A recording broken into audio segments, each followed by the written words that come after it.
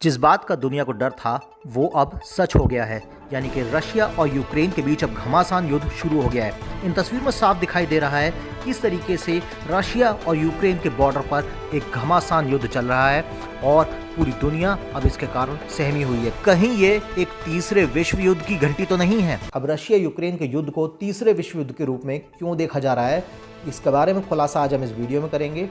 नमस्कार दोस्तों, हॉकफीड न्यूज़ में आप सभी का हार्दिक स्वागत है।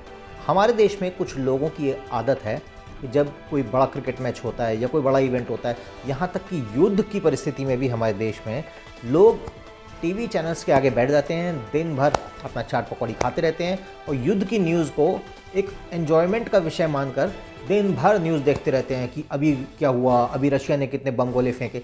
लेकिन इस बात को समझना अत्यंत आवश्यक है कि जहां अब इस न्यूज़ को केवल एक चटकारे का माध्यम मान रहे हैं, वहीं दूसरी तरफ रूस और यूक्रेन में इस समय सीमावर्ती इलाकों में वहां पर रहने वाले जो परिवार हैं, वहां पर रहने वाले बच्चे, महिलाएं, बूढ़े लोग और जवान, उन लोगों के ऊपर इस समय क्या बीत रही होगी, ये अंदाज़ा शायद आप नहीं लगा सकते हैं। फिलहाल आज इस खबर में मैं आप लोगों को बताऊंगा कि रशिया और यूक्रेन का जो युद्ध है उसमें दोनों देशों की सैन्य परिस्थितियां क्या हैं। साथ ही साथ आपको ये भी बताऊंगा कि आखिर रशिया और यूक्रेन के बीच आज इस विवाद का क्या कारण है और कैसे दोनों देश आज एक दूसरे के दुश्मन बने हुए हैं। तो आज मैं आप लोगों को बताऊंगा कि रूस और यूक्रेन में किसके पास कितनी सेना, कितने टैंक, कितने जंगी जहाज़ और कितने हथियार हैं, और यदि युद्ध होता है तो नाटो जैसी अंतर्राष्ट्रीय ताकतों का रशिया यूक्रेन युद्ध में क्या रोल रहेगा।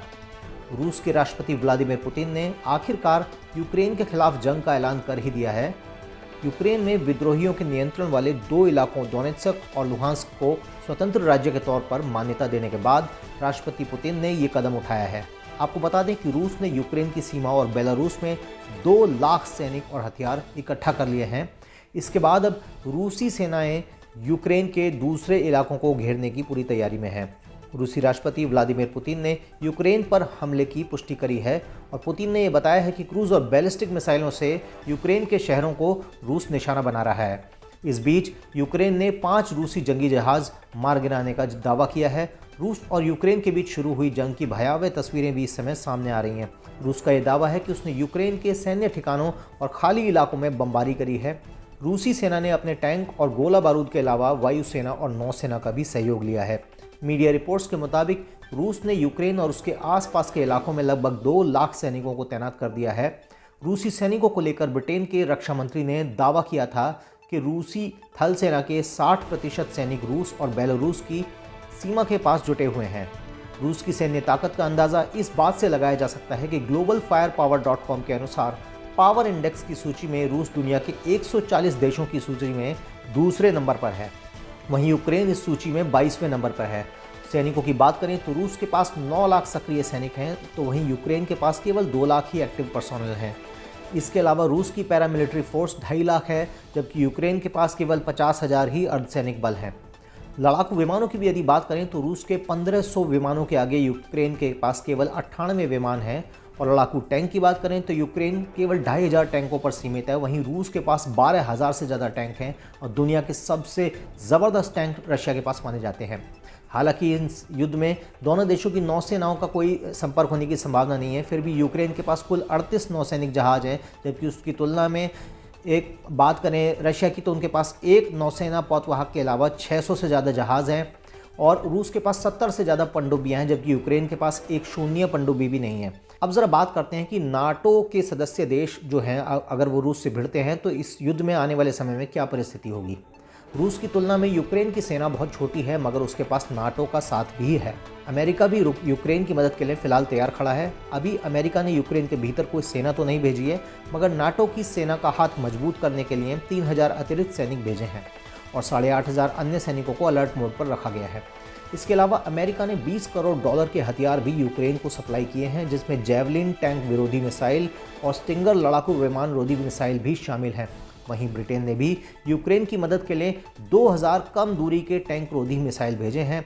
इसके अलावा ब्रिटेन ने लड़ाकू विमानों को दक्षिणी यूरोप भेजा है और भूमध्य सागर की निगरानी के लिए एक नौसैनिक जहाज़ को भी नाटो के अन्य लड़ाकू जहाज़ों के साथ उतारा है।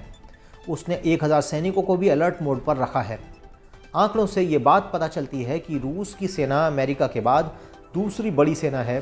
सशस्त्र बलों के आंकड़े बताते हैं कि देशों में लगभग 11,54,000 सक्रिय सैनिक हैं। सेना को रिजर्व में रखे गए लगभग 2.5 लाख और सैनिकों का समर्थन प्राप्त है। रूस के पास लगभग 6400 वॉरहेड की आपूर्ति के साथ परमाणु हथियारों का दुनिया का सबसे विशाल संग्रह है। वहीं यूक्रेन की बात करें तो यूक्रेन के पास शायद एक परमाणु हथियार भी नहीं है। अब अमेरिका के पास एक लड़ाकू फोर्स है जो रूस की तुलना में केवल मामूली रूप से थोड़ी बड़ी है, लेकिन नाटो सदस्यों के पास तकरीबन 13,64,000 कर्मियों की सेना है। उसमें से मोटे तौर पर 1,65,000 सैनिक तैनात हैं, जबकि 7,99,500 रिजर्व सैनिक हैं। अब नाटो जो है 30 देशों का एक ग्रुप है, लेकिन जो सैनिक सक्रिय हैं वही युद्ध की स्थिति में सबसे पहले उतारे जाते हैं।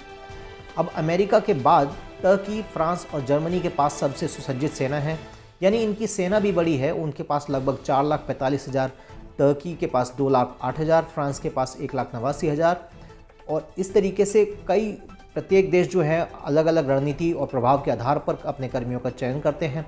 कुल मिलाकर नाटो का ये कहना है कि उनके पास तकरीबन 3.5 मिलियन यानी कि 35 लाख सैनिक हैं, जिनमें से सैनिक भी हैं और कुछ सिविलियन भी हैं। अब आखिर आपको ये भी बता दें कि इन दोनों देशों का रशिया और यूक्रेन का क्या इतिहास रहा है। एक ज़माने में यूक्रेन सोवियत संघ का हिस्सा था और रूस के साथ। अब जानते हैं रशिया और यूक्रेन का क्या इतिहास है। आपको बता दें कि एक ज़माने में यूक्रेन सोवियत संघ का एक हिस्सा था और रूस के साथ था, लेकिन जब सोवियत संघ का विघटन हुआ तो 1991 में वो सोवियत संघ से अलग हो गया। भारत उन देशों में शामिल था जिसने यूक्रेन को एक स्वतंत्र देश के तौर पर सबसे पहले मान्यता दी थी, लेकिन पिछले 3 दशकों में यूक्रेन और रूस के संबंध कटु से कटु होते चले गए। उसके कई कारण हैं। एक बड़ा कारण यूक्रेन का नाटो देशों की ओर झुकना है। यूक्रेन के 2 हिस्से हैं, पूर्वी और दूसरा पश्चिमी। पूर्वी यूक्रेन के लोग खुद को रूस के करीब मानते हैं, तो पश्चिमी यूक्रेन के लिए यूरोपियन यूनियन के लोग ज़्यादा करीबी हैं। अगर क्षेत्रफल की बात करें तो रूस जितना विशालकाय है उसके सामने यूक्रेन एक बच्चा नजर आता है। रूस का क्षेत्रफल यूक्रेन से 5 गुना भी कहीं ज़्यादा है। हालांकि यूक्रेन यूरोप में रूस के बाद दूसरा सबसे बड़ा देश है। धीरे धीरे यूक्रेन विकास कर रहा है, अपनी ताकत बढ़ा रहा है। अगर रूस अपने सैन्य खर्च में $61 बिलियन का खर्च करता रहा है तो यूक्रेन का रक्षा बजट केवल $5 बिलियन है, जो कि रशिया के मुकाबले में काफ़ी छोटा है, लेकिन अपने आप में बहुत छोटा नहीं है। अब बात ये आती है कि ऐसी परिस्थितियों में जब दोनों देशों के बीच में युद्ध की परिस्थिति है, पूरी दुनिया इस समय कोविड के कारण एक आर्थिक मंदी का जो सबसे भयानक दौर है उससे गुजर रही है। तमाम देशों में इस समय इकोनॉमी बिल्कुल कोलैप्स पर है और कोरोना को भी बहुत से लोग और बहुत से जो अंतर्राष्ट्रीय विश्लेषक हैं, चाहे डिफेंस के हों या इकोनॉमिक्स के हों या वायरोलॉजिस्ट हों, बहुत से लोगों का ऐसा मानना है कि कोरोना अपने आप में एक किसी अंतर्राष्ट्रीय बायोलॉजिकल वॉरफेयर से कम नहीं है। तो ऐसे में कोरोना काल में, एक महामारी के काल में यदि एक तृतीय विश्व युद्ध की संभावना को अगर देखा जा रहा है तो कहीं ना कहीं वो गलत नहीं है। ऐसा भी हो सकता है कि एक तृतीय विश्व युद्ध का आगाज़ हो, क्योंकि जिस तरीके से तमाम देश इस समय आर्थिक समस्या से जूझ रहे हैं और ऐसा देखा गया है पूर्व में भी, चाहे हम बात करें वर्ल्ड वॉर 1 की, तो वर्ल्ड वॉर 1 भी स्पेनिश फ्लू के बाद हुई थी। तो उस समय जिस तरीके की परिस्थितियाँ हुई थी, दुनिया में एक आर्थिक मंदी का दौर था और उसके बाद एक वर्ल्ड वॉर हुई। कोविड के बाद रशिया यूक्रेन की वॉर को और उसमें नाटो देशों का जिस तरीके से एक इंक्लूजन हो रहा है, इसे सीधे एक तीसरे विश्व युद्ध की खतरे की घंटी के तौर पे देखा जा रहा है। क्यों देखा जा रहा है वो मैंने आपको इस वीडियो में बताया। आप लोगों को ये वीडियो कैसा लगा ये हमें कमेंट में बताएं। हमारे चैनल को सब्सक्राइब करें, बेल आइकन दबाएं। अभी के लिए केवल इतना ही। जय हिंद, जय भारत, नमस्कार।